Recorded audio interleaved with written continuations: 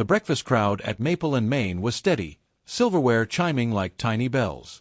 You could smell bacon, fresh cinnamon rolls, and that strong diner coffee folks swear by. Then the front door sighed open, and a small figure paused on the mat.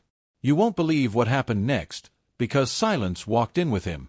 Even the neon pie sign seemed to blink slower, as if it knew. He couldn't have been more than middle school age, cap pulled low.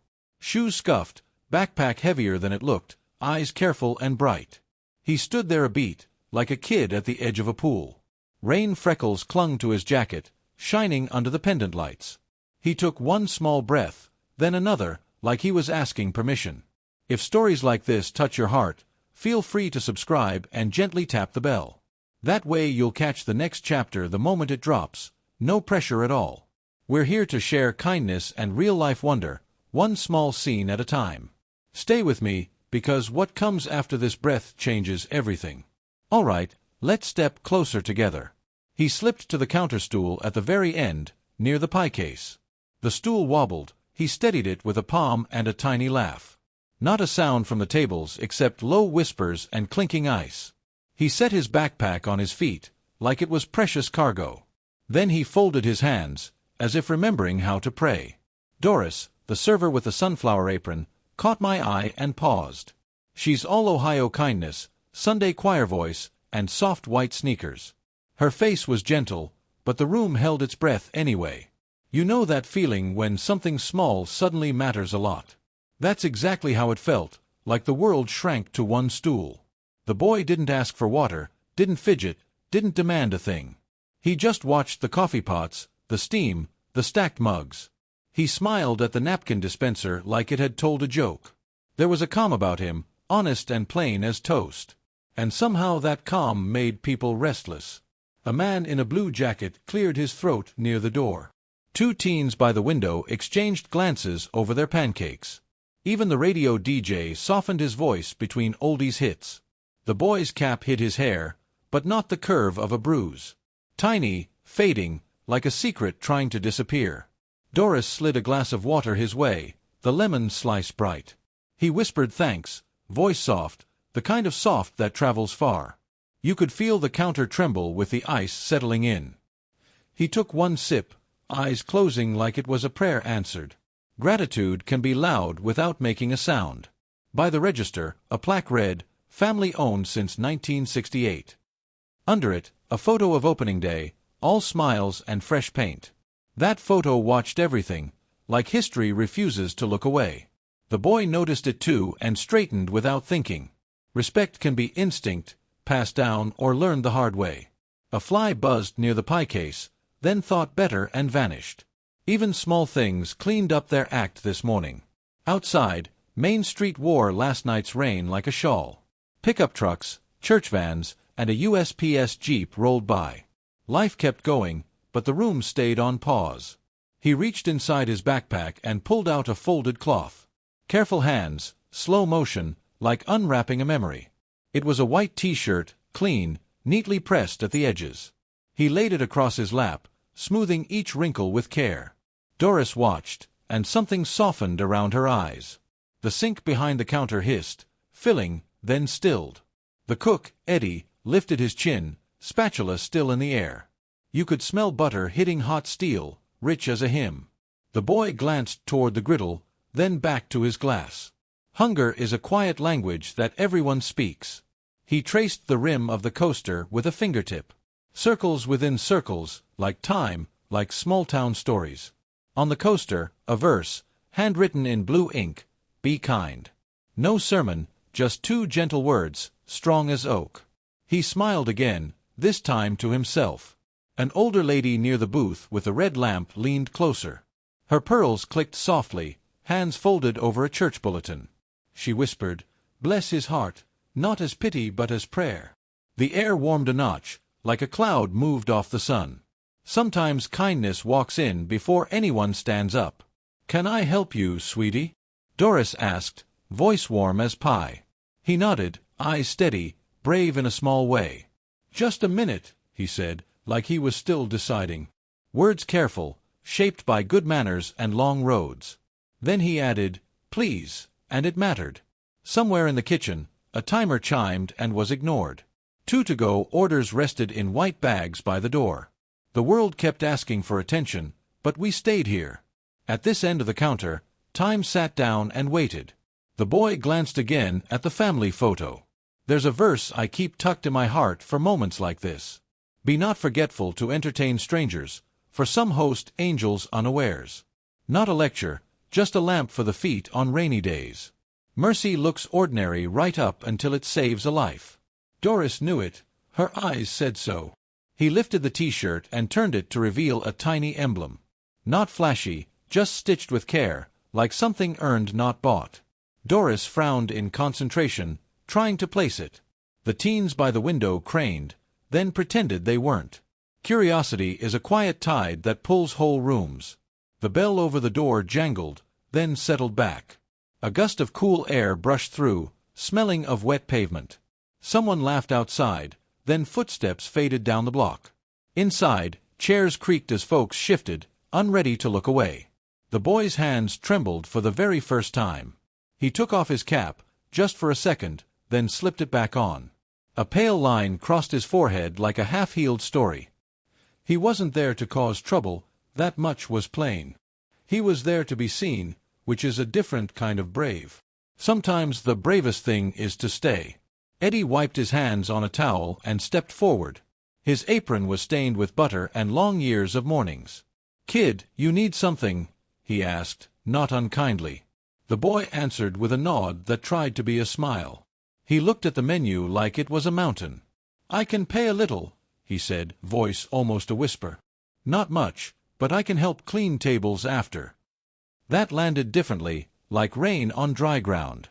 Doris glanced at Eddie, then at the register. The register kept its secrets, as registers do.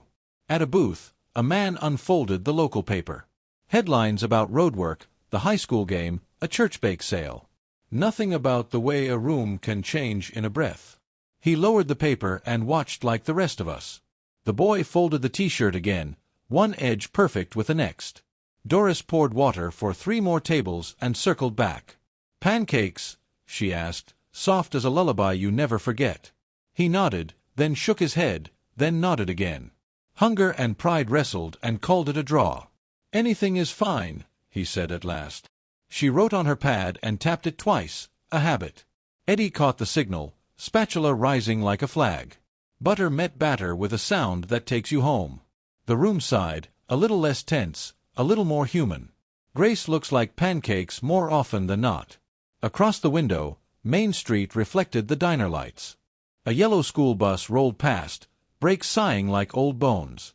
A dog trotted by with a red bandana and great purpose. Life kept dropping little postcards of normal. Inside, we saved our stamp for this boy. He opened his backpack again and pulled out a folded note. Edges worn, creases set, like it had been read 100 times. He didn't read it, just held it, thumb resting on the corner. Doris noticed and waited, choosing not to ask yet. Waiting can be love, too. From the corner booth, the lady with pearls whispered a verse. "Whatever you do for the least of these," she murmured kindly. Not to scold, but to steady the room. It worked the way a hand on your shoulder works. People breathed easier, like they'd been given permission. The pancakes arrived, golden and generous, butter melting slow.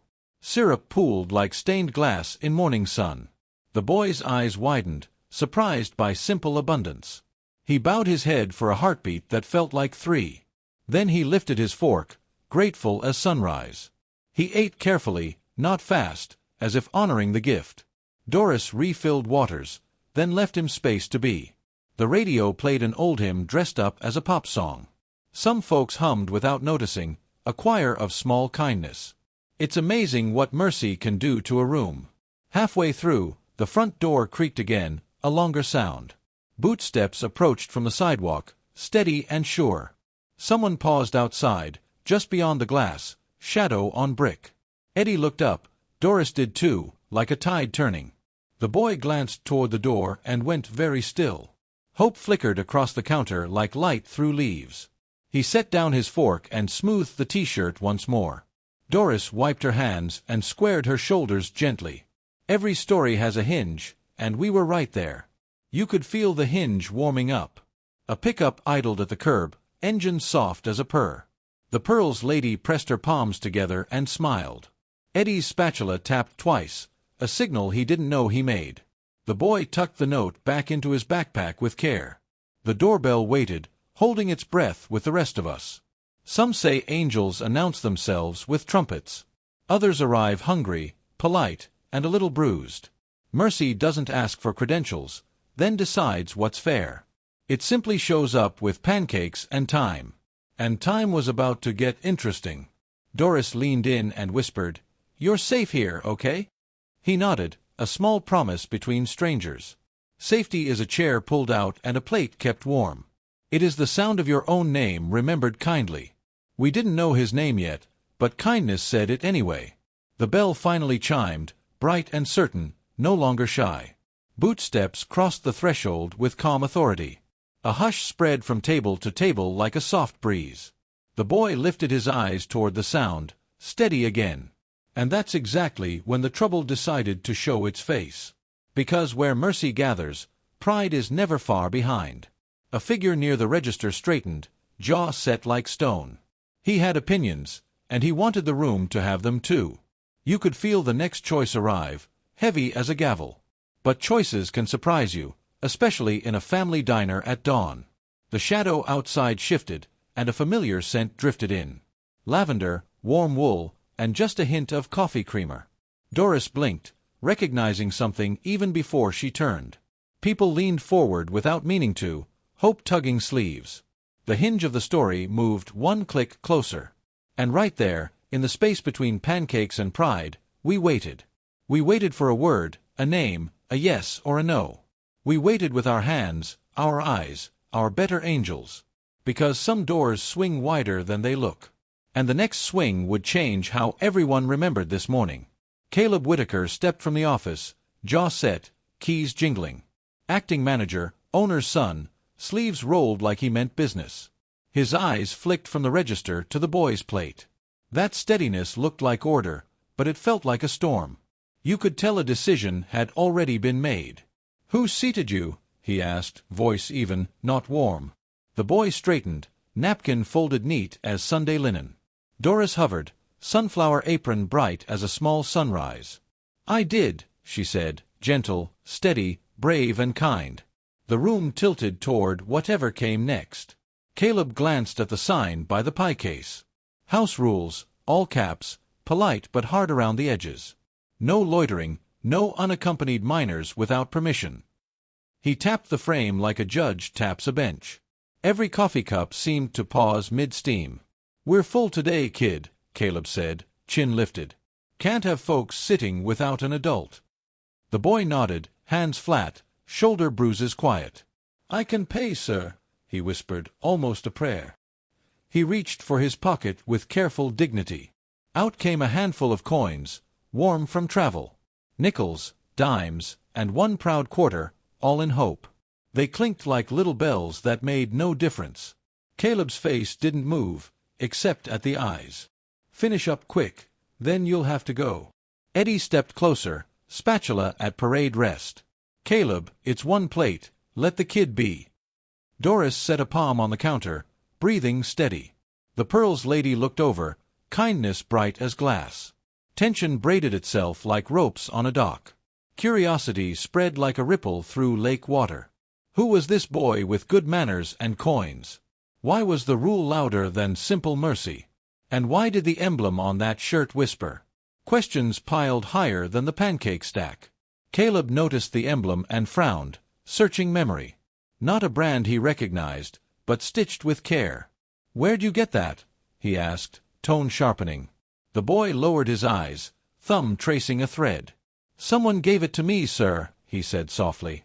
"Look, we're not a shelter," Caleb added, clipped. "We're a business, and a busy one at that." He said it like a line he'd practiced alone. The room flinched, though no one moved an inch. It felt like a door shutting somewhere inside. Doris tried the gentle road, the one that works. "Caleb, I'll cover the tab, it's on me, honey." Her voice could talk a storm into a nap. But pride had already put its boots on. Caleb shook his head, jaw hard as winter. The boy slid off the stool with careful grace. He kept the fork still, so it wouldn't scrape. He folded the napkin, corner to corner, breath steady. Then he whispered, "Thank you, ma'am, for the water." Those 4 words moved more than any argument. A man by the window cleared his throat to speak, then thought better and stared at his coffee instead. The radio dropped to a hush between old songs. Even the ice in the pitcher forgot to settle. Silence got taller and pressed on our ribs. Caleb reached for the backpack, then stopped short. Not rough, but not gentle, just a warning in air. "Let's go," he said, a little too loud. Rules can turn up the volume on fear. And fear never made a room wiser. The Pearls lady lifted her chin and tried kindness. "Son, mercy always tastes better than policy." She said it like a grandmother sets pie on a table. No sermon, just the kind of truth that heals. Caleb blinked but kept his course. The boy slipped the folded shirt back in place. He cradled it like a keepsake from a kinder season. He gathered the coins, then left them neatly stacked. Doris pressed a palm to her apron, fighting tears. Eddie's knuckles went white around the spatula handle. "Door," Caleb said, pointing, voice clipped and final. "I'm not trying to cause trouble," the boy murmured. "I can wipe tables, sir, if you'll let me stay." Work offered like a handshake across the gap. The offer fell, and pride stepped over it. A verse drifted up, quiet as a lullaby humming. "Do unto others, the old wisdom with new shoes. Blessed are the merciful, the beat of a better drum." Doris heard it, Eddie heard it, half the diner did. But the room was marching to another rhythm. The boy nodded once, as if forgiving us all. He lifted the backpack and squared his small shoulders. His cap dipped low, not in shame, in resolve. He took one breath, then another, like pushing a door. Then he turned toward the bell that would ring him out. Caleb stepped aside, back straight, eyes unreadable. The sign by the pie case shone brighter than sense. House rules, tidy letters, tidy margins, messy hearts. You could hear Main Street breathing through the glass. The first bootstep on tile sounded too loud. Doris moved as if to follow, then held. Sometimes love chooses to wait one heartbeat longer. She folded a check slip and tucked it by the plate. Under it, she placed a napkin with 2 words. "Be kind," written in simple blue ink. Eddie killed the sizzle on the griddle without comment. He wiped the station like a soldier cleans a rifle. Work slowed to the rhythm of what just happened. Even the coffee tasted different in that minute. It tasted like a decision we might regret. The boy reached the threshold, bell trembling awake. Outside, the drizzle stitched silver threads in air. He paused, not to beg, but to memorize the room. People looked away, then looked back, then wished otherwise. He stepped out, and the bell told the truth. The door swung shut, soft as a sigh with weight. A thin echo lay down across every table. Someone put a bill on the counter and left it. Someone else picked up a fork and set it down. We all felt a draft that wasn't the weather. Caleb exhaled like he had won something small. Victories like that never feel like winning for long. He straightened the sign, then the sugar packets. Order returned, but not the kind anyone wanted. Doris's eyes said more than words could carry. On the floor by the stool sat a folded note. Not obvious, just shy as a secret under a leaf. Doris picked it up, edges soft from travel. She didn't open it, she just held the weight. Some paper carries more than ink ever could. Caleb noticed and reached out a hand for it. Doris hesitated, then passed it without a word. He turned it over once, twice, thinking too hard. The family photo over the register watched closely. History has a way of leaning in at moments like this. The emblem from the boy's shirt appeared on the corner. Small, stitched in the same careful thread of mercy. Caleb's mouth made a line, memory nagging his shoulder. He slipped the note by the register, uncertain, restless. The room listened to the quiet like it had lyrics. Out on the sidewalk, the boy stood under the awning. He didn't run, didn't beg, didn't look back angry. He just breathed and watched the rain right on Main. A school bus groaned past, windows fogged with chatter. He adjusted his backpack and waited on purpose. Inside, we pretended to get busy and failed. Forks hovered, checks waited, time stretched like taffy. You could hear the hum of the soda fridge. You could hear one woman praying without moving her lips. Silence braided itself into something heavy and honest. Hope flickered anyway, stubborn as a porch light. It showed up in the way Doris stood her ground. It showed up in Eddie's eyes, soft and steel. It showed up in the Pearls lady's gentle smile. Hope keeps a spare key under every rulebook. A faint scent of lavender pressed against the doorframe. Warm wool, coffee creamer, and late-morning courage. Doris blinked like she knew that fragrance from childhood. Caleb glanced up, some instinct tugging his sleeve. The bell did not ring yet, but it wanted to. The boy lifted his face to the glass, listening hard. He wasn't looking for rescue, just for truth. He squared his shoulders again, that small tender courage. He touched the emblem through the fabric like memory. Rain eased, as if the sky were saving breath. Inside, the quiet settled like a quilt over knees. We felt the weight of the choice, and the choice felt us. Even the neon pie sign hummed like a low hymn. No one knew it, but the next heartbeat mattered. And the next heartbeat was already on its way. The door settled back into its frame like a held breath. Every fork hovered over plates, unsure what to do next. Steam climbed from mugs and forgot how to curl. You could feel the room listening to its own heart. Silence pulled a chair and stayed a while.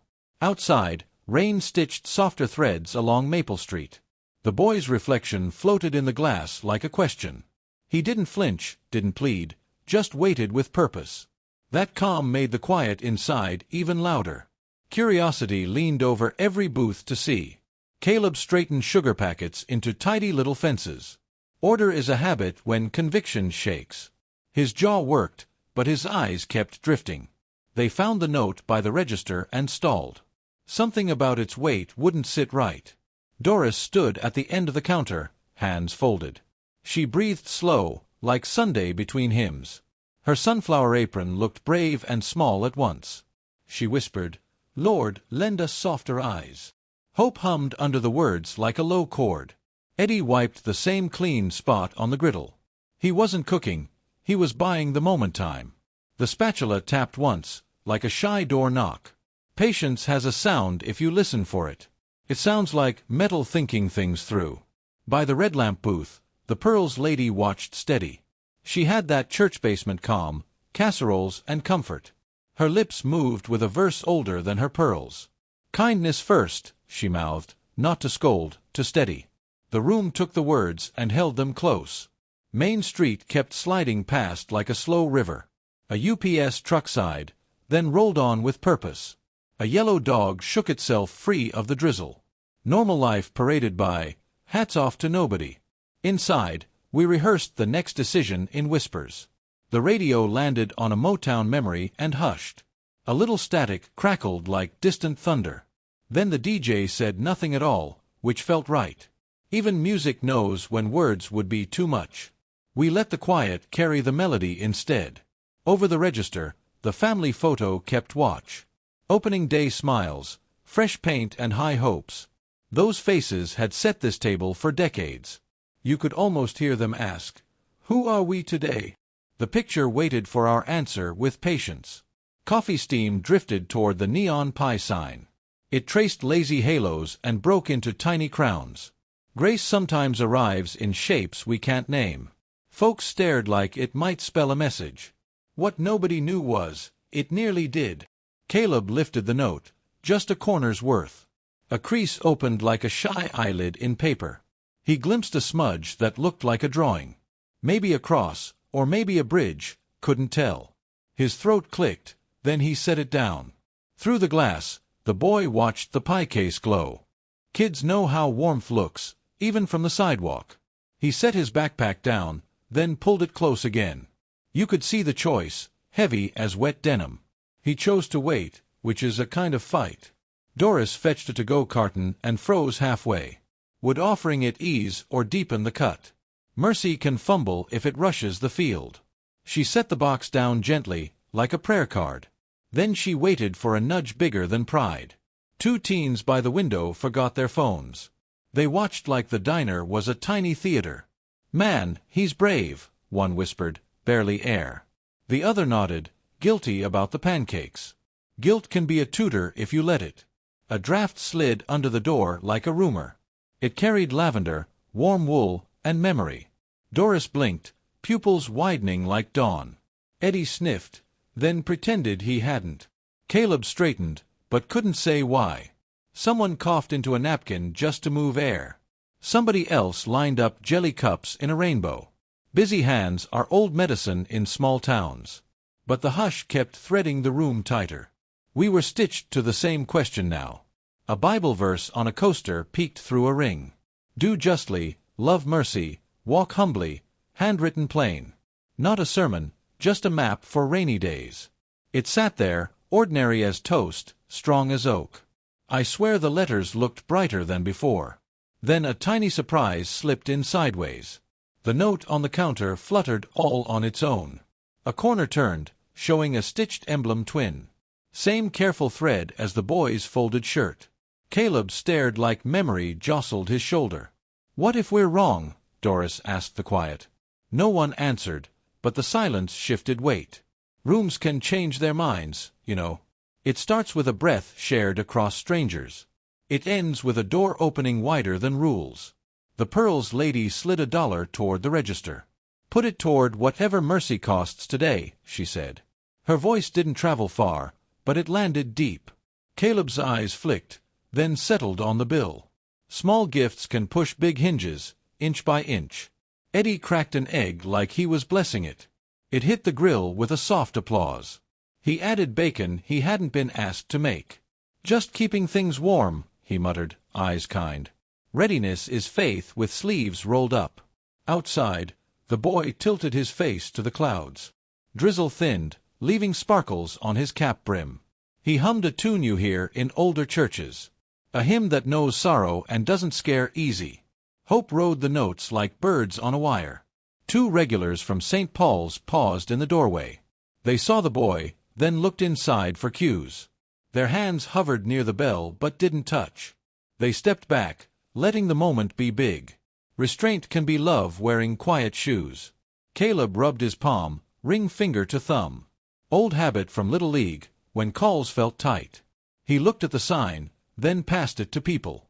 Rules looked smaller behind so many faces. His gaze fell on the photo again and lingered. "What would Dad do?" he almost asked aloud. Then he remembered his mother's voice instead. "Choose people," she would say, then smile sideways. That memory walked a few steps closer to him. It smelled like lavender and fresh coffee. Doris lifted the to-go box and set it down again. Her fingers traced a cross that wasn't quite a cross. Maybe it was just a habit from choir nights. Maybe it was courage finding a shape to stand in. Either way, the box waited like a promise. You won't believe what happened to the hush then. It softened at the edges, like butter meeting heat. No one spoke, yet something kinder walked the aisle. It touched shoulders, loosened jaws, brightened eyes. Even the neon sign looked less lonely. Someone near the jukebox slipped a quarter back out. They let the silence keep singing its wordless hymn. A couple held hands under Formica, years in their grip. They squeezed once, the way old love says prayer. Tenderness multiplied quietly, table by table. Outside, a city bus sighed like an old uncle. The boy shook his head at the open doors. The driver lifted a hand that meant, "I see you." He nodded back, a promise between passing souls. The doors folded, gentle as eyelids. Caleb reached for the note again and paused. He didn't open it, he just honored its weight. It felt like a folded road sign to a better turn. He set it nearer the register, not behind it. Truth does better where light can find it. Eddie slid a warm plate under a heat lamp. He wasn't asked, but he knew the drill of mercy. "Just in case," he told no one in particular. Doris heard and smiled without showing teeth. Teamwork is hope with an apron on. The Pearls lady tucked her bulletin into her purse. She smoothed its edge like mothers do with blankets. "Lord, let us not miss our chance," she breathed.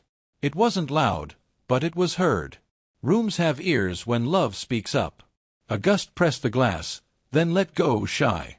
Lavender came with it, clearer, nearer, sure.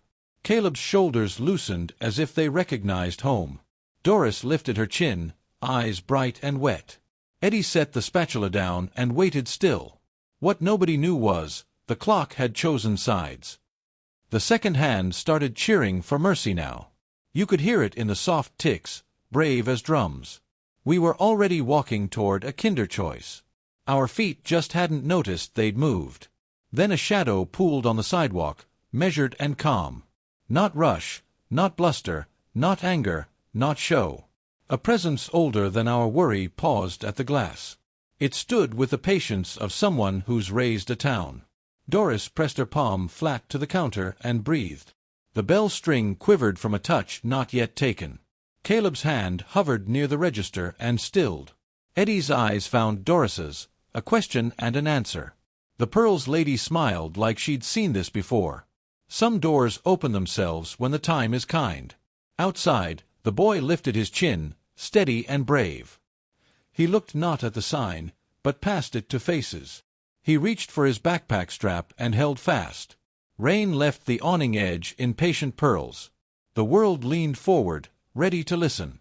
Hope gathered in the corners like dawn light. It didn't shout, it just made things easier to see. We saw the plate, the box, the note, the boy. We saw each other, which felt like the point. And we felt someone else about to be seen. Bootsteps approached with the confidence of years loved well. A wool coat brushed the frame, lavender riding its hem. The bell finally thought about singing, then waited. Every table tilted toward the doorway like sunflowers. The hush smiled, knowing its work was done for now. Because on the other side of that small square of glass stood the kind of woman who can change a room by entering. The air recognized her before the bell did. Caleb's eyes widened at a memory dressed in today. And the next sound would not be silence anymore. The bell finally sang, bright as a Sunday welcome. A wool coat crossed the threshold with calm intention. Lavender rode the hem like a gentle announcement. Boots paused, water beating and choosing to stay. The hush turned its face to meet her. She didn't rush, she let the room arrive first. Eyes the color of winter skies, steady and warm. Gloves tucked in one hand, patience in the other. "Good morning," she said, and the clock obeyed. Even Steam straightened up to listen. Some folks smiled before they knew they had. Familiar the way hymn intros feel familiar. Pie people knew her by scent and kindness. Maple and Maine had her fingerprints on Mercy. But today, mystery followed one step behind. Caleb half stood, surprise bending his name. "Mom," he breathed, a boy inside a man. The word trembled, then found its footing. Keys in his pocket went suddenly quiet. Something old and tender woke up. She nodded, mother and matriarch in one glance. Kindness first, steel if needed, always grace. Her gaze moved across faces like a blessing. It landed on Doris, then Eddie, then the note. The note lifted its secrets a fraction.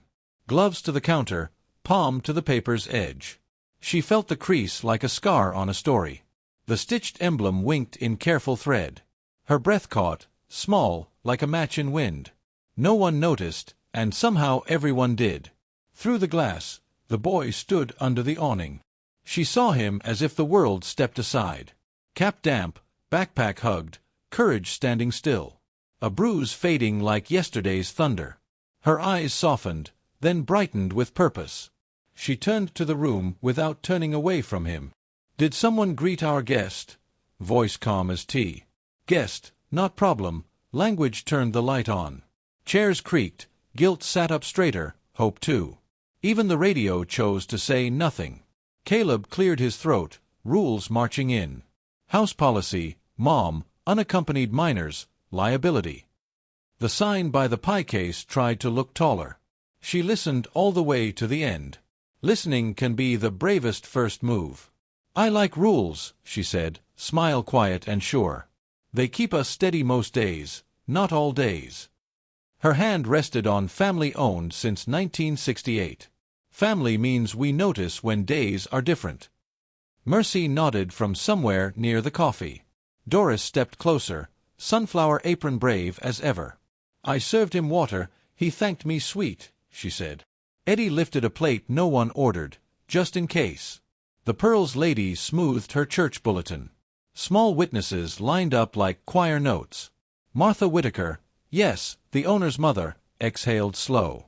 Name finally took its seat in the room. Her smile made the neon pie sign warmer. She set 3 coins by the register, then 4. Start a mercy jar, she said, light as dawn. She picked up the boys' coins left in stacks. Earned the hard way, she murmured, eyes tender.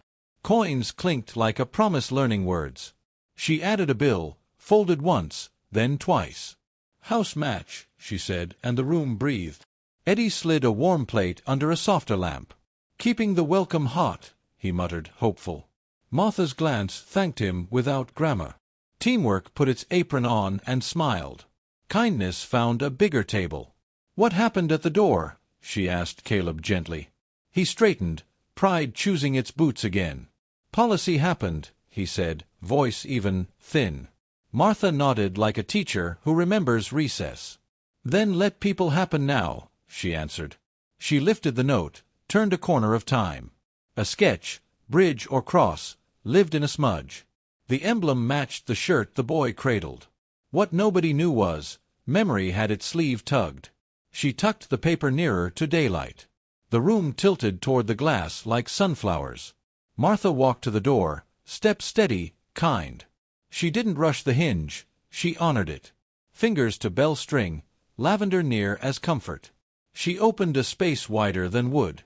"Good morning, young man," she said, soft and sure. "Thank you for waiting with such courage." He blinked, surprise making room for hope. "Ma'am," he whispered, faithful as please. Rain agreed to pause and listen. "No one here will hurry you," she promised. "Would you join us for breakfast inside?" He glanced at the plate glowing like sunrise. He glanced at the sign, then at her eyes. He chose the eyes, which is wisdom. 1 step forward, then 1 step more. He kept his backpack, dignity on both shoulders. Martha eased the door, Caleb holding it open. That shocked him more than he let show. Even pride can learn to be useful. A small cheer rose without leaving throats. Doris's smile warmed the pie case by inches. Eddie's spatula tapped a grateful amen. The Pearls lady dabbed at holy tears. Hope set out place mats in hearts. At the counter, Martha placed the to-go box. Then she pulled a fresh plate into the light. "Sit wherever love can reach you quickest," she said. The boy chose the end stool near the photo. History scooted over to make room. "What may we call you?" Martha asked gently. He opened his mouth, then shut it, thinking. Names can be fragile on days like this. "Whatever you're comfortable with," she added. Safe is sometimes a borrowed nickname. "Jay is fine," he said after a heartbeat. The room tried the name on and liked it. It fit like a soft sweater after rain. Martha smiled, letting the syllable rest. Names deserve to feel welcome too. She nodded toward the emblem on his folded shirt. "Where'd you learn to care for things like that?" Jay traced the thread with a careful thumb. "A friend taught me," he said, eyes bright. The room heard more than words. Martha laid a napkin like a blessing. "Eat, and then we'll walk through the rest." Not interrogation, invitation, 2 very different doors. Jay's shoulders loosened 1 quiet notch. Even the clock hands gave him room. Caleb hovered, rulebook losing pages by grace. He caught his mother's look, not scolding, calling. "Help me serve," that look said without sound. He reached for a cup and poured water. Service steadied his hands like prayer. Doris slid syrup close, smile closer. "Real maple," she whispered, "just like the sign." Jay's eyes lifted, the thank you bigger than words. He bowed his head for 1 slow breath. Gratitude braided the air with gold. Martha paused, hand over the family photo. "Lord, give us eyes to see and feet to move," she prayed. Not a lecture, just a lamp for this step. Booths echoed the amen without saying it. Silence agreed, kinder than before. She turned the note so Jay could notice. "Did you misplace this on your way out?" His gaze flicked, startled, then relieved. He nodded, careful, grateful, a little guarded. The paper trembled like it knew what it held. Caleb watched the emblem wink again. Something in his memory reached for daylight. A summer fair, a service project, a promise kept. He swallowed, unsure why it stung sweet. Pride loosened another tiny knot. What nobody knew was, Martha recognized the hand. That handwriting had once graced birthday cards. It had signed checks for fundraisers and fences. It had mended more than one broken season. She held the knowing like a nest in wind. She didn't announce it, she planted it quietly. Smile softer, eyes brighter, posture sure. "Jay, you're safe," she said, and meant it. "Finish your meal, the rest can wait." Waiting turned into shelter with those words. Outside, drizzle softened into honest daylight. Inside, chairs remembered how to be chairs. The radio found its way to a gentle hymn. People breathed like they'd been seen by name. Hope poured coffee and topped everyone off. Martha stood beside Caleb, shoulder to shoulder. "This is our place," she reminded, voice low. "Places are for people first, always people." He nodded, learning in real time, eyes wet. Humility felt like a better fit already. She lightly tapped the note against her palm. Not yet, her eyes told the secret within. Let warmth do its work before the reveal. Truth is sweeter when hands aren't cold. Surprise waits politely when love leads. Jay ate, careful, grateful, honoring the gift. Syrup shimmered like stained glass in morning light. He smiled without showing teeth. Safe smiles do that. Doris refilled waters. Eddie watched the door. Good things know how to make an entrance. Martha glanced at the emblem one more time. A bridge, a cross, a thread between stories. She looked at Jay like she'd met him before. Not in person, in prayer, which counts. Something holy leaned closer to listen. And just when calm felt sturdy enough to trust, a quiet certainty gathered in Martha's hands. She lifted the note, ready to name the thread. Caleb sensed it, Doris did too, so did Jay. Recognition stood up and waited by the next sentence. Martha held the folded note like a hymn book. Her fingers traced the emblem stitched at the corner. Eyes softened, but her breath caught sharp as memory. You could almost hear her heart remembering aloud. Recognition slipped through her like sunrise through blinds. Jay noticed, his fork pausing midair, syrup dripping slow. His shoulders stiffened, ready for questions too heavy. But Martha didn't interrogate, she studied with care. Her silence was gentler than words, almost maternal. Hope leaned forward, curious and patient. Caleb shifted behind the counter, arms crossed unsure. He knew that look in his mother's eyes. It wasn't suspicion, it was remembering. Her face had turned from rulebook to revelation. That scared him more than any broken policy. She opened the note carefully, edges soft with travel. Inside, handwriting curved with steady, familiar strokes. Not a child's scrawl, not random at all. This hand once penned church announcements and recipe cards. Martha's lips whispered a name without sound. Jay watched her eyes widen, then glisten. He knew she knew, though he hadn't said. His fingers tightened around his backpack strap. Every bruise, every mile, every night on benches. All of it waited for the weight of her words. The Pearls lady leaned closer, breath caught too. She recognized the style as well, just faintly. "That looks like Ruth's hand," she whispered. Martha nodded, a tear breaking through steady. "Ruth, my sister," she said at last. Gasps rippled quiet, like wind across him pages. Caleb froze, not sure he heard right. "You mean Aunt Ruth?" he asked, stunned. Martha smiled through tears, hands shaking softly. "Yes. And this boy carries her thread." Jay's head bowed, cap brim shadowing his face. "I didn't mean trouble," he said softly. "She told me once I'd find family here." His voice cracked, gentle as glass breaking. And suddenly, silence broke open like dawn. Doris covered her mouth, sunflower apron trembling. Eddie muttered, "Well, I'll be," spatula tapping twice. Customers shifted, hearts bending toward the boy. Even the radio gave way to reverence. Mercy had found its way to the microphone. Martha touched Jay's shoulder, firm yet tender. Her hand lingered as if to steady time. "My sister's grandson," she breathed, certainty shining. "I'd know that emblem anywhere." The room swayed with surprise and awe. Caleb's arms dropped, pride unbuckling in real time. He stared at Jay, shame pressing his jaw. Rules looked so small against this living story. The sign by the pie case lost its teeth. History was louder than house policy now. Jay lifted the shirt from his lap, emblem bright. "She sewed this for me before she passed," he said. "She told me, go to Maple and Main. You'll be seen there. You'll be loved there." His eyes brimmed, but his voice was strong. The Pearls lady pressed her hands to her heart. "That's Ruth's stitch. I'd swear it on scripture." Doris nodded, remembering casserole nights years ago. Even Eddie's eyes shone, though he hid it quick.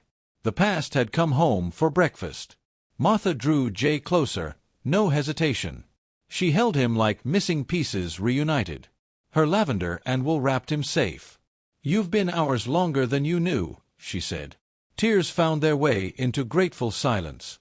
Caleb scrubbed a hand over his face, exhaling. Guilt and relief wrestled across his shoulders.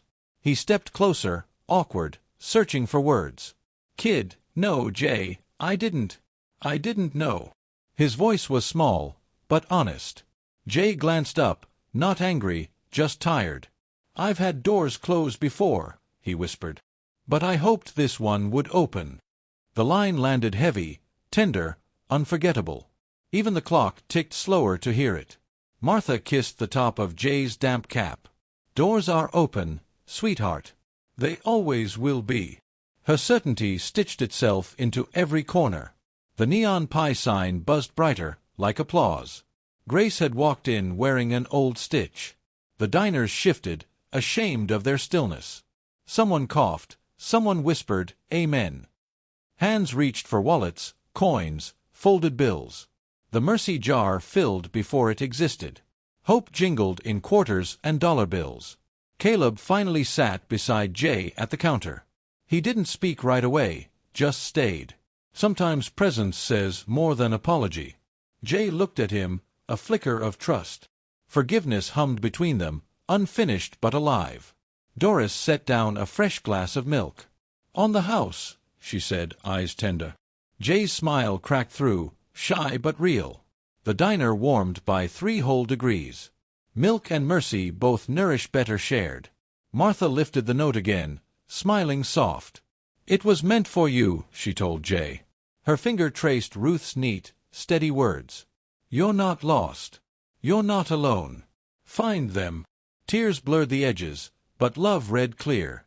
Jay closed his eyes, whispering, "She kept me going."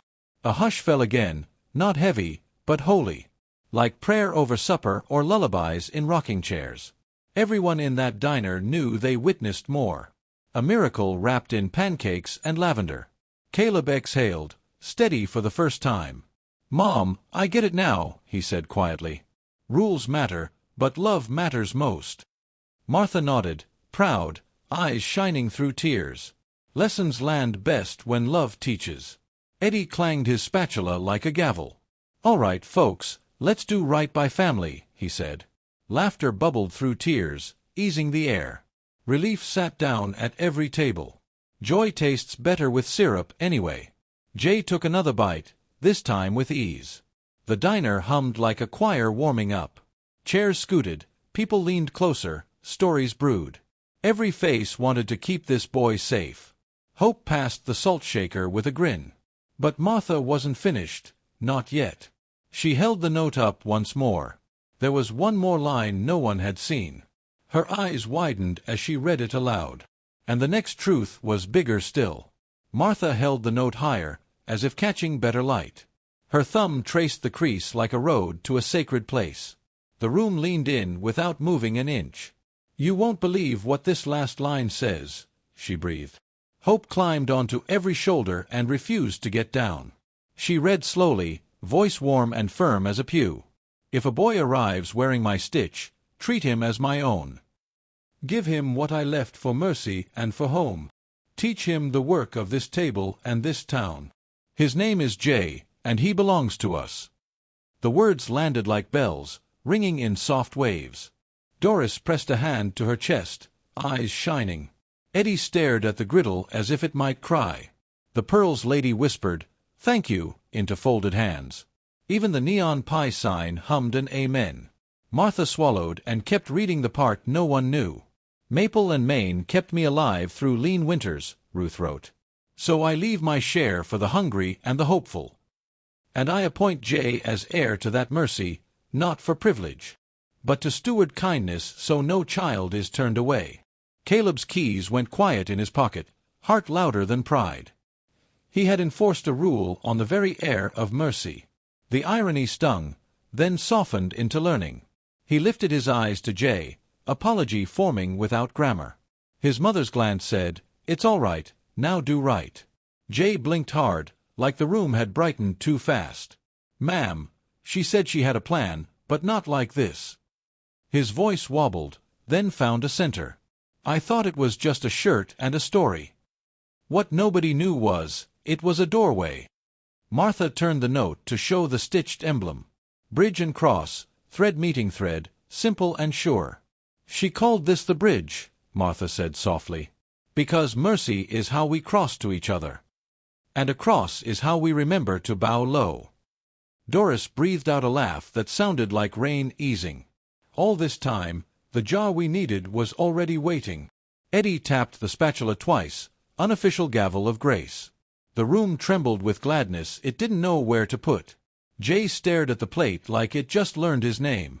But the letter had one more turn in the road. Martha's eyes flicked to the last tight paragraph. Her voice gentled, like setting glass on lace. "If anyone questions this, send them to my lawyer. And to the church office, the papers are on file." A hush rippled again, not fear, just awe. This wasn't sentiment, it was signed and sealed. Ruth had woven mercy into ledgers and law. The diner itself was part of the promise. And Jay wasn't a guest, he was a keeper. Caleb rubbed his brow, then let his hand fall. "Mom," he whispered, "I almost sent our keeper into the rain."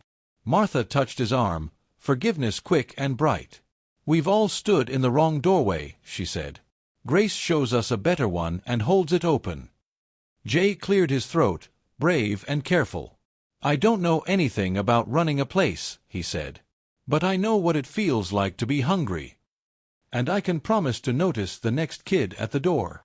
Those words tasted like a covenant in the air. The Pearls lady smiled through wet lashes. "Child, that's a sermon and a business plan."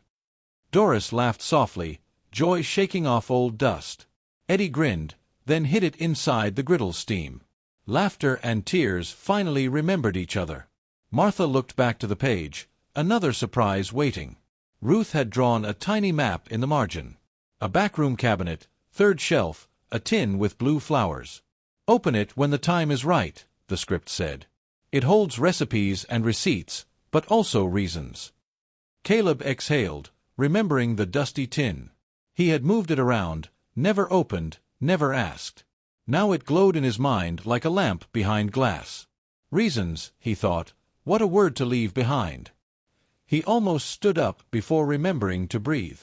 Martha folded the note with ceremony and care. "Family," she said, and the word filled the diner. "Not just by blood, but by bread and by bridge. Jay, you are not an interruption, you are an answer." The room felt taller, like souls had better posture. "You won't believe the rest," Martha added softly. She turned the paper to a tucked corner of ink. "Jay restored my courage when I almost quit," Ruth wrote. "His letters from the shelter kept me sewing. I promised we'd give his hope a home." Jay's head dropped, shoulders shaking once, then steady. "I wrote her every week," he whispered. "When the lights went out, I wrote by memory. She wrote back with stories of this place. And I walked by those stories until I got here." Caleb's apology finally found its legs. "Jay, I am sorry," he said plain and low. "I chose policy when I should have chosen people. I'll spend as long as it takes to learn this right." The room nodded, witnesses to a good repentance. Martha slipped the note into her coat like a treasure. Then she held both of Jay's hands between hers. "Ruth's share means responsibility," she said. "Not title, not spotlight, service, always service. And we will teach you every step, together." A verse rose gentle as steam from morning coffee. "To whom much is given, much will be required."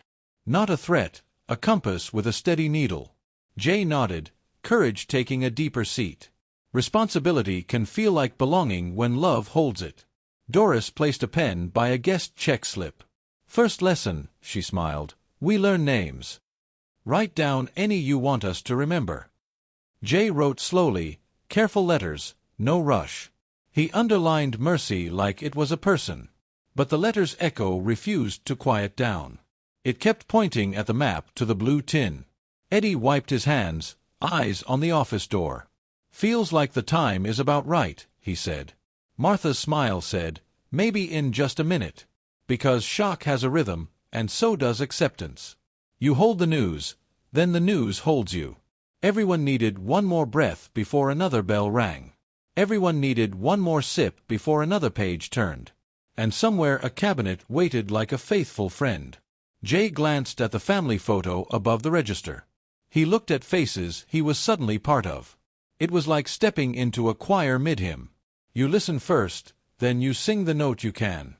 His note sounded like "Thank you and I'm here." Caleb squared his shoulders, but softer this time. "Whatever the tin says, we honor it," he vowed. "Whatever the papers say, we obey them with love." Martha nodded, lavender warming the air again. Obedience to kindness makes rules worth having. The radio found a hymn that even pop radios know. Voices in the room hummed without agreement in advance. Catholic, evangelical, and the just curious joined in. No arguments about words, only the tune of Mercy. Unity tasted like butter melting on hot bread. "You won't believe what happens when a room agrees." Martha said, half to herself, half to time. "Meals stretch, tempers rest, strangers look like neighbors."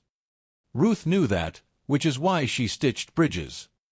And why she trusted a boy to carry one. Jay lifted his glass of milk in a tiny toast. "To Ruth," he said, voice steady now. "To bridges," Doris added, smiling through tears. "To learning," Caleb said, hand over heart. Eddie knocked the spatula once for amen. But the miracle wasn't done arranging the furniture. The map in the margin kept tugging at us.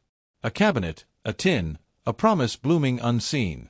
Martha's eyes brightened with that knowing look. "After breakfast," she said, "we'll open reasons."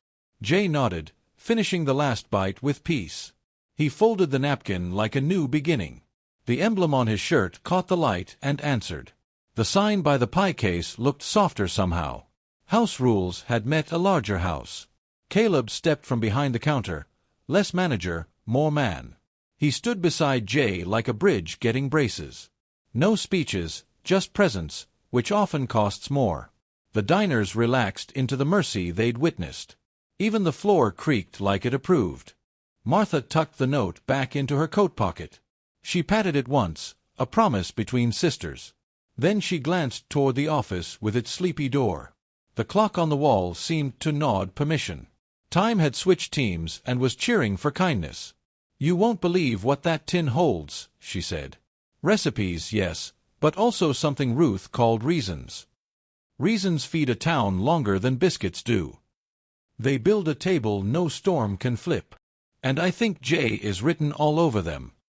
The room inhaled together, expectation warm and bright. Coffee poured, plates cleared, hearts unfolded like napkins. People sat taller, as if light had weight. A new chapter leaned against the office door. And footsteps were already turning that way, quietly. The room exhaled the kind of breath you save for good news. Silverware chimed again like small bells at a porch wedding. Coffee remembered how to be brave and smelled like it. Steam curled back into soft halos above the mugs. Hope took the seat that fear had warmed. Main Street's drizzle eased into honest light. Windows stopped frowning and started telling the truth.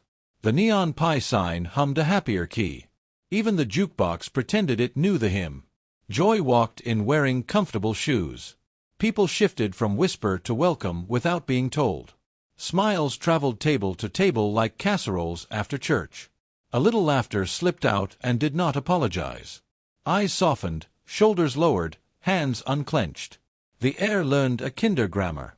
Jay sat taller, not bigger, just steadier. The bruise seemed to fade under warm light. He folded the napkin like a new map. Gratitude parked itself behind his ribs and stayed. Hunger and fear made room for belonging. Caleb felt something unclasp inside his chest. Pride stepped back to let breathing through. He watched his mother talk and wanted to learn. The sign by the pie case looked smaller. He wondered why rules felt louder than love. The radio found a Motown song with a church heart. Folks hummed along without checking opinions first. A couple at the corner booth squeezed hands. Their rings clicked like tiny amens under formica. Harmony tasted like butter melting on toast. Coins clinked into a jar that had not existed. Mercy invented a place to land and called it home. Dollar bills folded like prayer hands and stayed. Doris labeled the jar with a blue pen. The word mercy looked right at last. Doris moved with the quick joy of purpose. She topped off coffees before anyone asked. She tucked an extra biscuit where Grace would find it. Her sunflower apron seemed to hold more sun. "Your family," her steps kept saying. Eddie began plating color like a Saturday parade. Strawberries marched beside pancakes like bright ushers. Bacon applauded from the griddle, crisp and proud. He dotted whipped cream like confetti after a win. Breakfast turned into a small festival. Martha orchestrated without raising her voice. A nod here, a smile there, a touch of wool. People straightened as if music had stood up. Lavender threaded through the clatter like a ribbon. Leadership felt like shelter more than control. Someone quoted "Blessed are the merciful," and nobody argued. Another whispered about loaves that somehow stretch. Scripture wore an apron and washed dishes quietly. Faith did not demand center stage to be strong. It just made room where room was needed. The mail carrier ducked in for a quick refill. She saw Jay and left stamps of kindness behind. A local baker promised day-old bread for the jar. The high school coach offered rides when rain gets mean. Community remembered its middle name. The teens by the window split their last pancake. They slid the plate toward Jay with a shrug. "How special," one said, cheeks turning hopeful pink. Jay grinned shy and took a bite that mattered. Friendship began with syrup and courage. The Pearls lady opened her purse like a hymn book. Out came a folded list of names to check on. Widows, veterans, 2 kids down on River Road. She tapped each line like a quiet drumbeat. Care got organized without fanfare. The house rules sign stopped scolding and started listening. It was still there, but it had a softer shadow. Maybe signs learn, the way people do. Maybe they bow to love when love stands tall. The glass around it seemed kinder. Light slid across the counter like a blessing. It warmed the family photo above the register. Faces from opening day smiled a little wider. History shook hands with right now and meant it. You could feel roots drinking rain underfoot. Jay wiped his mouth and stood halfway. "I can help," he said, voice clear and small. "Tables, dishes, whatever keeps things moving." Martha nodded like he had guessed the lesson. Service taught him his own name again. Caleb stepped beside him, sleeves pushed, eyes open. "Walk with me," he said, not as boss. He showed Jay where clean towels live. He taught a wipe that circles, not scratches. Work became a handshake across yesterday. They moved table to table like careful weather. Jay learned to lift glasses without clatter. Caleb learned to speak softer than rules. Each pass left surfaces shining and hearts lighter. Chores turned into shared sentences. "Thank you," Caleb said, "for nothing and for everything." Jay answered, "I'm glad you let me stay." The words sat warm between them and stayed. It wasn't absolution, just honest bread. Both took a bite and felt steadier. The office door kept glancing at Martha like a friend. The tin with blue flowers waited with patient purpose. Reasons rustled in our minds like autumn leaves. But timing is a teacher with a gentle hand. Breakfast first, wisdom next, correction soon. Doris set a small vase with daisies by Jay. "Decoration," she winked, and a promise of spring. He touched a petal like it might break. Gentleness traveled up his arm like light. The diner learned his quiet language. Stories about Ruth bubbled up like soda fizz. Someone remembered quilts that felt like summer shade. Another swore her cookies healed a church split. Laughter nodded because that sounded true. People do not die when their love keeps working. Martha listened, smiling the way pastors sometimes smile. Not to fix, to savor what love built. She tucked each memory where lavender lives. Her eyes shone toward Caleb with a private plan. Kindness was about to get specific. Folks from St. Paul's and Sacred Heart shared a booth. Rosaries and hymnals rested in the same sunlight. No one checked labels on anybody's grace. They just passed creamers and stories both ways. Unity tasted like real maple and second chances. "This table belongs to the town," Martha said softly. "We keep it set for whoever's late to hope." Heads nodded because they already knew that. The Mercy jar agreed with a tiny jingle. Vision felt like a lamp on a rainy road. She looked at Caleb with warmth that could still sharpen. "We'll talk in a minute," her eyes promised. Not a threat, a good tutor clearing a desk. He swallowed, grateful and nervous in the same breath. Love knows how to coach without wounding. Caleb refilled a water and caught his own reflection. He saw a man learning to be the man he wanted. Shame bent into resolve and stayed that way. He nodded to himself like a huddled prayer. Humility put its arm around his shoulders.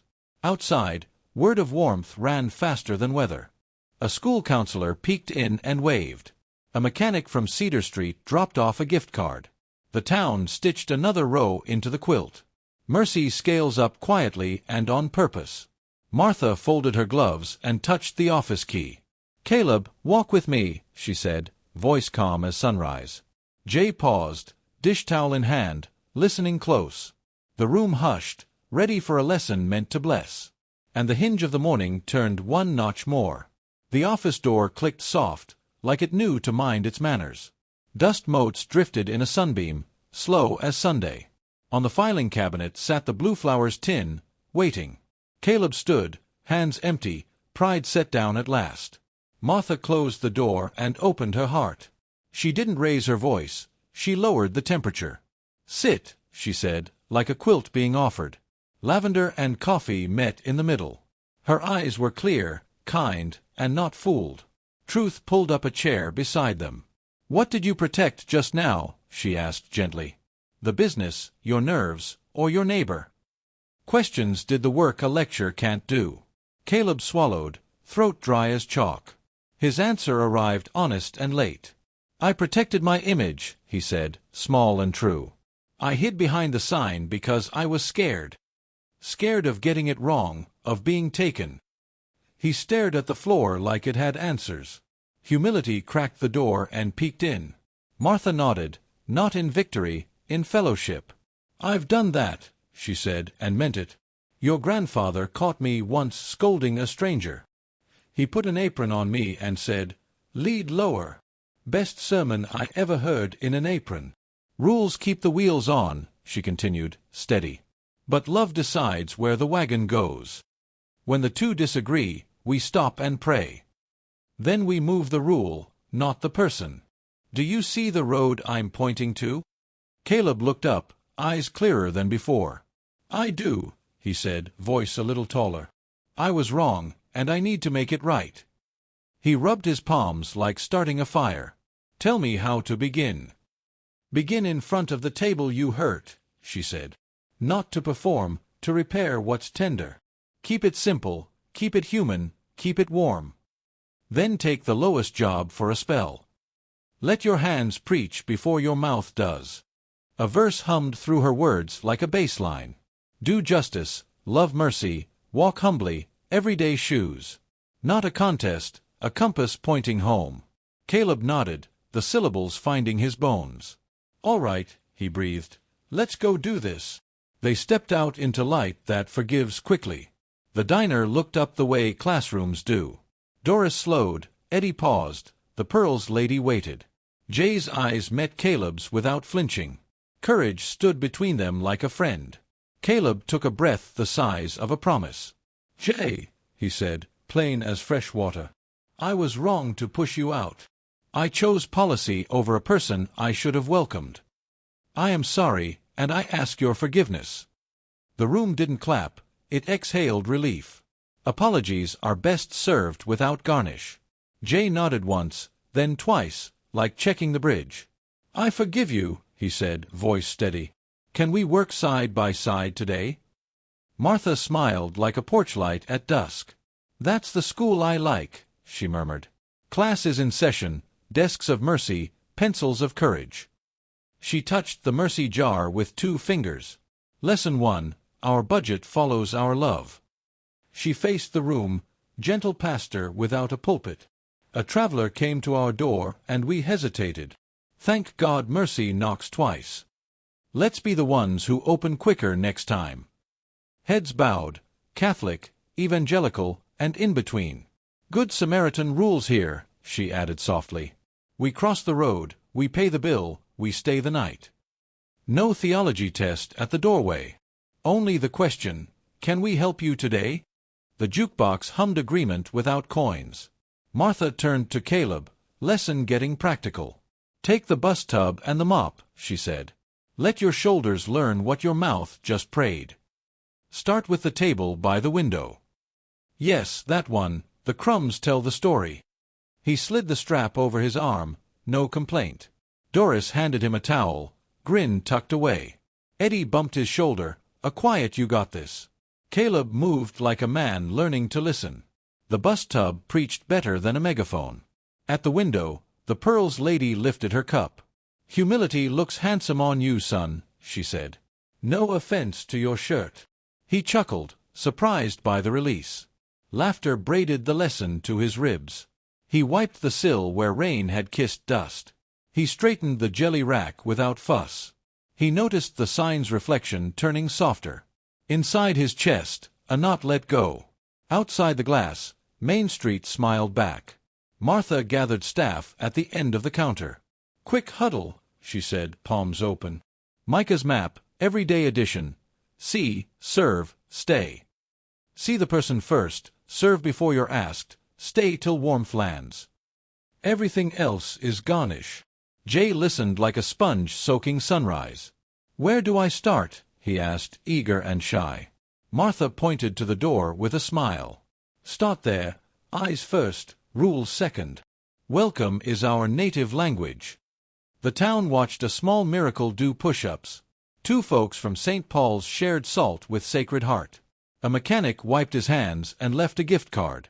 The mail carrier tucked flyers for the pantry on the board. The quilt got another row stitched tight. Caleb noticed Jay's cuff was frayed and damp. He fetched a clean rag, warm from the dryer.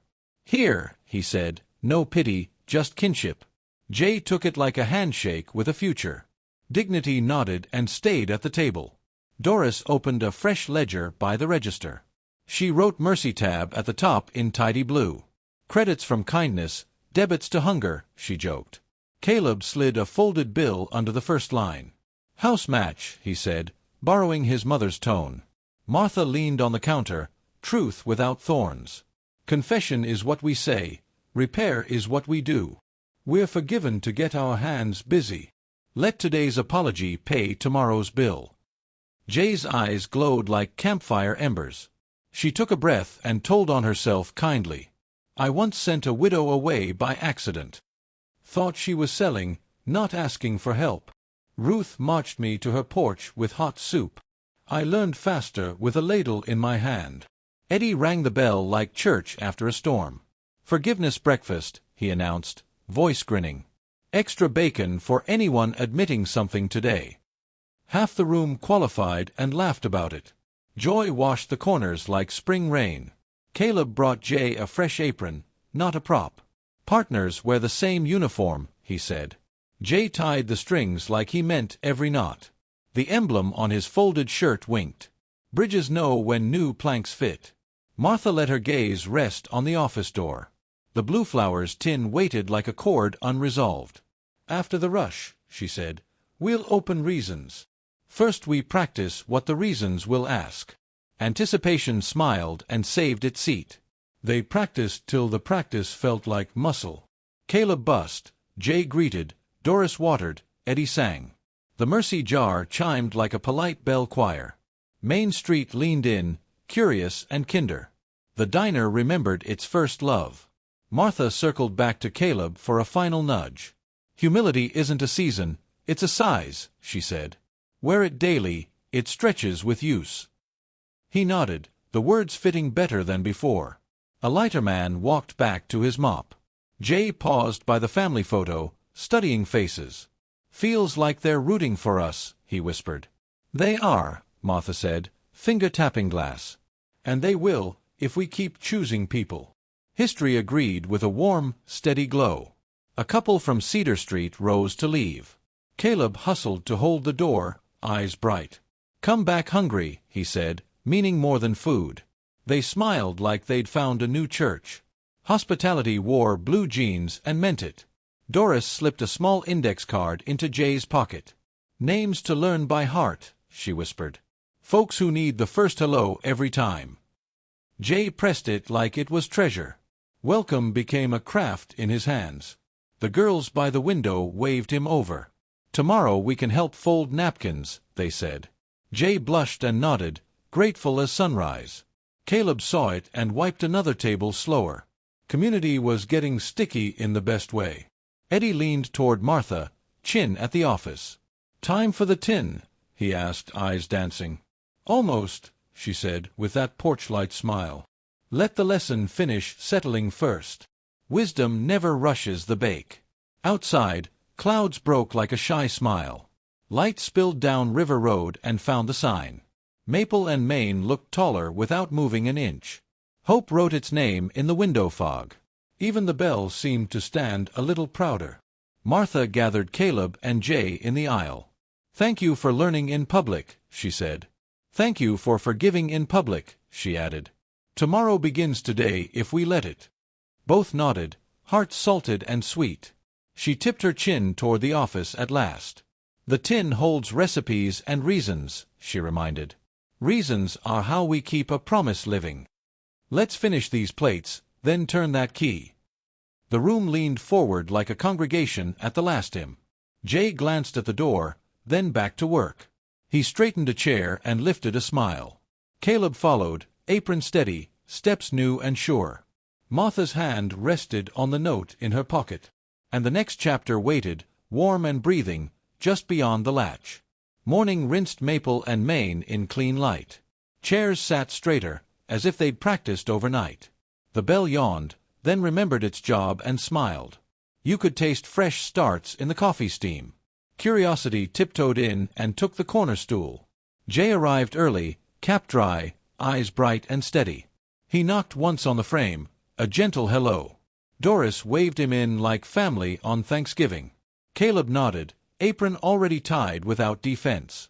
Martha's smile said, "This is the right road." Training began with towels and small observations. "See first, serve second," Martha whispered like gospel. "Names are anchors. Use them kindly and often." Jay repeated each name under his breath, careful.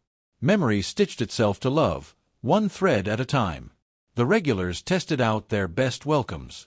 "Good to have you, Jay," came from every angle. Even the mail carrier added, "Morning, nephew." He grinned, shy and lit from inside. Belonging poured cream into every cup. Bacon applauded from the griddle, cheerful and sure. Eddie slid pancakes like warm letters home. Butter melted in slow gold rivers across them. The jukebox hummed a hymn disguised as pop. Hope set the tempo and kept great time. Caleb did his apology in verbs, not nouns. He held doors, bussed tables, fetched water without notes. No theatrics, just steady hands learning gentleness. Every wipe of the cloth said, "I'm listening." Jay heard it, and his shoulders softened. Martha assigned Jay the welcome post by the bell. "Greeter and shepherd," she said, not teasing. "Eyes kind, words simple, hands ready." He planted there like a maple in good soil. Roots began where thresholds meet courage. "Lead lower," Martha coached, voice warm as quilts. "Jesus washed feet, remember," she added softly. Not as scandal, as instruction for daily life. Caleb nodded, towel over shoulder like a deacon. The room felt that lesson knead into dough. Jay practiced welcomes like notes on a piano. "Morning, Mr. Harris," he tried, and it rang true. "Good to see you, Miss Betty. Softer, sweeter. Can I grab your umbrella, like a tiny bridge?" Strangers crossed without getting their shoes wet. An older couple slid into the red lamp booth. They asked for extra napkins and a little patience. Jay brought both and a smile that didn't hurry. Their hands trembled less by the second. Kindness steadied forks better than medicine. The Mercy jar wore a new tag, Bridge Fund. Coins clinked like small votes for a better town. Bills folded into quiet amens and landed softly. Doris tracked it in a ledger labeled Loaves.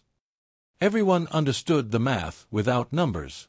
By the register, Jay found a blank notebook. He wrote guest names like a gardener plants seeds. Beside each, a note only kindness would notice. Grieves quietly, asks about her grandson, likes extra lemon. Care got specific, which is how it learns to stay. Doris taught him the compassionate register tap. One light touch, then look up and smile. Folks need to be counted and seen. He nodded, practicing warmth with exact change. Service found its rhythm in eye contact. Eddie showed him the griddle's small mercies. "Flip when the bubbles hold their breath," he said. "Patience turns batter into breakfast, every time." Jay watched, then tried, hands sure and gentle. The pancake landed true, like a promise kept. Near the door, a new corkboard gathered purpose. Bus passes, pantry hours, church suppers pinned tight. St. Paul's and Sacred Heart shared the same pushpins. A mechanic offered Saturday oil changes at cost. Mercy loves a bulletin board and a staple gun. The school counselor from River Road stopped by. She left a stack of kindness cards for kids. "Send them our way when the day gets heavy." Jay tucked them near the Bridge Fund jar. The town kept teaching him its language. Jay started a door ritual without planning it. Step 1. Meet eyes and nod yes. Step 2. Hold the hinge like it holds you. Step 3. Speak the name if you know it. The bell learned to harmonize with welcome. A woman from the shelter crossed the threshold, damp. Jay offered a seat and a towel without drama. Caleb followed with coffee, Martha with a biscuit. "Eat first," Martha said. "The rest can wait." No forms, no fuss, just Sabbath in a diner. The room watched this new normal take root. No spotlight, no speeches, just habits of mercy. People relaxed like shoulders remembering how. Whispers traded fear for recipes and phone numbers. Good news prefers to be passed hand to hand. Martha named the shift out loud, grinning. "Bridge shift," she said, tapping the chalkboard. "Anyone can take a turn, apron or not." She listed tasks like invitations, not chores. The sign-ups filled before the pen cooled. A produce truck called to say a crate split. Caleb winced, expecting a scramble and short tempers. But the farmers' market folks sent over extras. St. Paul's women arrived with fresh berries. Provision felt like a friend who reads minds. Father Miguel and Pastor Elaine shared a booth. They traded jokes and pantry schedules across coffee. Jay refilled mugs like he was watering unity. Nobody checked labels on anybody's grace. Daylight found the common table and stayed. Jay discovered a photo behind the family frame. Ruth beamed, holding quilts stitched with the emblem. On the back, a line in tidy script, "For crossings." He traced the ink with a fingertip, reverent. History winked and kept its seat. All morning, the Blue Flowers tin kept whispering. The office door glanced at Martha like a secret. Caleb felt the tug and pretended not to. Jay noticed, hope grinning under his cap. Curiosity set the table for noon. When the rush eased, Martha fetched the key. The tin waited like a hymn's last chord. She set it on the counter where sunlight pooled. Customers leaned in without leaving their seats. Even the bell held its breath and watched. Inside lay recipes and a ledger with soft edges. Beneath, envelopes tied with a lavender ribbon. A tiny brass key nested in a teacup saucer. Also, a folded map drawn in Ruth's steady hand. Surprise stood up and asked for a chair. The ledger told stories in tidy blue ink. Meals given, hours volunteered, names remembered. Beside each line, a small note called reason. Because he loves his sister, because storms don't ask. Love had kept receipts and we were reading them. Martha lifted the little key, heart thudding softly. "It's not for the register," Doris whispered, awed. "Not for the back door either," Eddie guessed. Jay's eyes found the map and froze halfway. The lines pointed somewhere that felt like destiny. One envelope was addressed, "To the one who knocks last." Martha turned it over, then set it down again. "Not yet," she said, voice gentle and wise. "Let the right hands open the right letter." Expectation glowed like stained glass in sun. Jay traced the map's path with careful wonder. It ran from the diner to a place by the river. Past the old mill, left at the sycamore, down to a gate. A tiny emblem marked something buried or kept. Hope leaned closer, elbows on the counter. Caleb looked from the key to Jay, then to Martha. "This feels bigger than recipes," he murmured. "It is," she said, eyes bright and steady. "Ruth wrote reasons, not just instructions. Sometimes reasons are places you can stand." Martha folded the map, pressing the crease like prayer. She tucked the key back into the saucer's curve. "Doors open best in the right light," she said. "Let's wait till the town can walk with us." Anticipation parked itself and stayed warm. The bell chimed as if to mark the pause.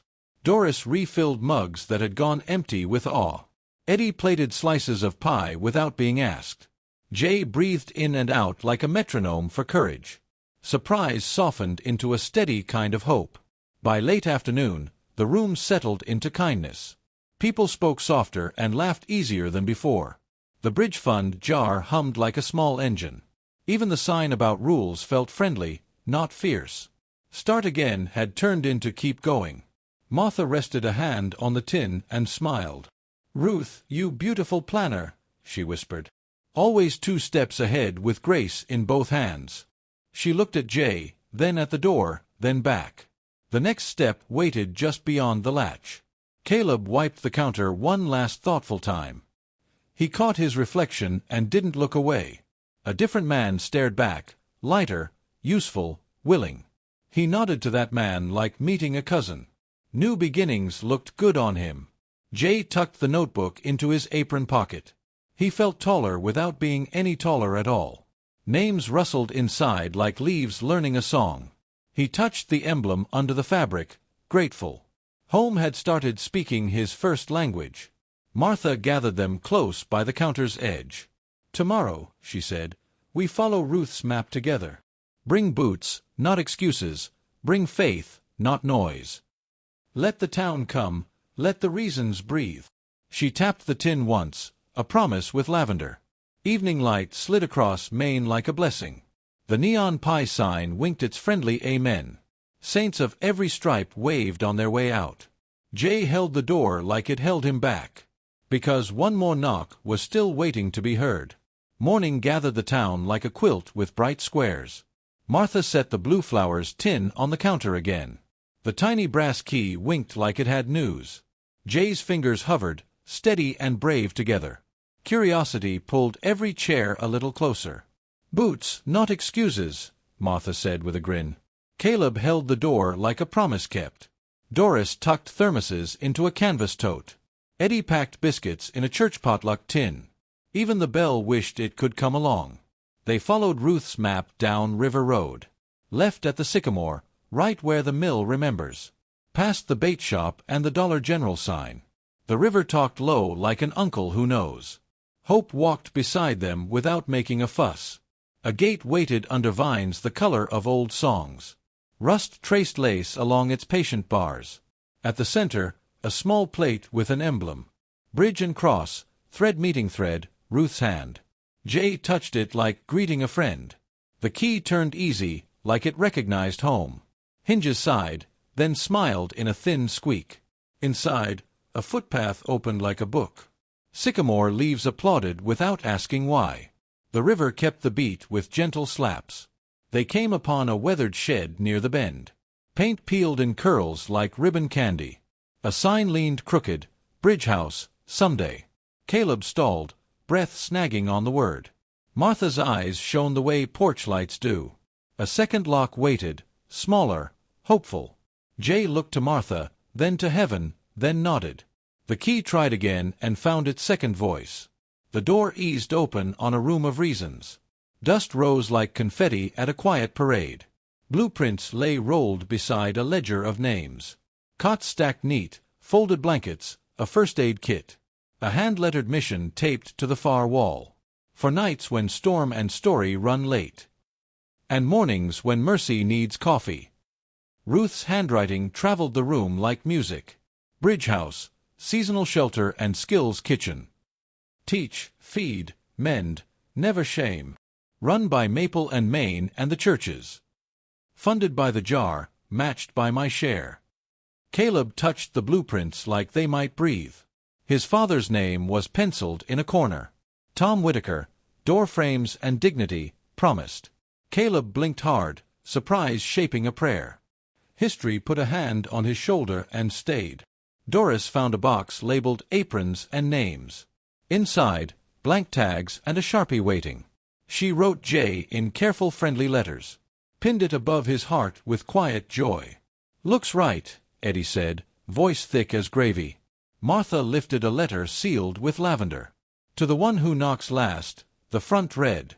She paused long enough to hear her heartbeat. Then she handed it to Jay without speeches. He opened it like a dawn you trust. "Dear Jay," Ruth's voice walked out of paper. "If you made it here, then hope is stubborn. Use this place for bridges, not trophies. Teach the town to notice the door. And when you're ready, there's one more key." A smaller envelope slid free with a whisper. It held a tiny key shaped like a bell. And a line in tidy script, no drama. "Ask Father Miguel and Pastor Elaine together. Some locks open best in company." Surprise lifted the roof a gentle inch.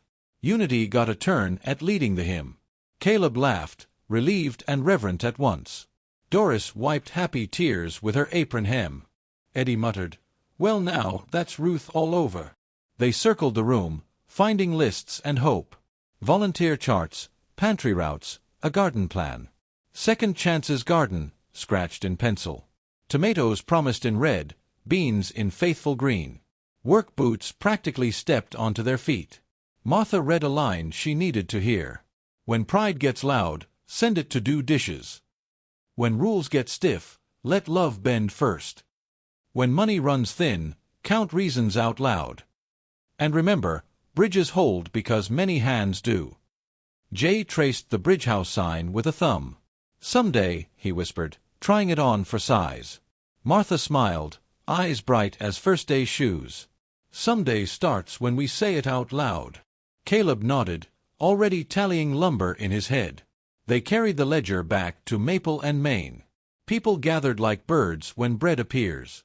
The Mercy jar chimed a brand-new rhythm. Doris chalked Bridge House on the specials board. The neon pie sign practically sang hallelujah. Father Miguel arrived with Pastor Elaine in tow. Two keys met on the counter like old friends. Jay set the bell-shaped key between their palms. Ruth said, "This part needs both of you." Unity nodded, practical and pleased. They followed the second map behind the first. Past St. Paul's, across to Sacred Heart steps. Down to a basement door folks forget. Cobwebs curtained a latch that looked shy. Faith held the flashlight while hands found courage. The bell key turned and a light clicked on. Shelves lined the walls with labeled Mercy. Blankets, toiletries, winter coats sorted by size. A binder read Bridge Nights, training and stories. Reasons, everywhere, wearing work clothes. Martha laughed from a place that healed old grief. Ruth built the scaffolding while we were sleeping. Caleb leaned against the wall and breathed hope. Jay ran a palm along a row of quilts. Feels like her hugs learned to stay. In the binder, a final envelope waited. To be opened with the town, it insisted. Martha closed it, smile settling into resolve. "Sunday after service," she said, no debate. "On the diner floor where Ruth taught us to see." Word ran down Main faster than river gossip. Volunteers signed up before the pens got capped. The bridge fund jar gained a matching twin. One for heat, one for homework and rides. Mercy learned spreadsheets without losing its heart. Caleb climbed a stool and cleared his throat. Friends, I was wrong yesterday morning. I chose policy over a person and missed the point. Today I choose people, on purpose, out loud. Applause came like rain on a dry garden. Jay lifted the ledger so voices could find pages. He didn't preach, he pointed and listened. Who wants the Friday late shift? He asked. Hands rose like sunflowers turning toward light. Work felt like worship that smells like coffee. The radio cued to him, even pop stations know. Love Your Neighbor found its way through speakers. No doctrinal scuffles, just harmony at table height. Rosaries and hymnals shared a sugar caddy. Kindness kept its sleeves rolled and its head low. Evening drifted in with porch light gold. Martha touched the blue flowers tin and smiled. Tomorrow we open the town envelope, she said. Tomorrow we choose bigger doors, softer rules. Tomorrow we learn how far bridges can reach. At the door, Jay paused with the bell in hand. He looked at the sign, then passed it to Faces. Same time tomorrow, he said, easy and sure. The room answered like a choir that knows its part. The bell chimed once, a promise with wings. What nobody knew was, the envelope held a map still folded. Not to a room, but to a road between houses. Where stories meet and stubborn hope keeps walking. Where rules learn to bow without breaking. And where a boy named Jay keeps knocking, on purpose. If a small diner can learn to lead lower, maybe a whole town can too. What if mercy is less a feeling and more a habit, brewed daily like coffee? Have you ever felt something like this, standing at a door, hoping it swings your way? What would you do in this situation? Move the rule, or move the person? Today, choose one tiny bridge, a call, a meal, a seat saved, a name remembered. Here's a gentle nudge you can live by: do justice, love mercy, walk humbly, right where you are. Start a bridge jar on your counter. Match it with time, not just money. Check on the neighbor who waits for weather to turn kinder. Offer the first hello at church, the last slice of pie at home, the longest patience at work. And when fear gets loud, send it to do dishes while love answers the door. If this story warmed something in you, consider sticking around. Tap subscribe and turn on notifications. No pressure, just an open seat for the next chapter. We'll keep telling true, tender stories where hope grows legs and walks around. And maybe, just maybe, the next bridge has your name stitched on it. I'll be here, hands washed, apron on, heart listening.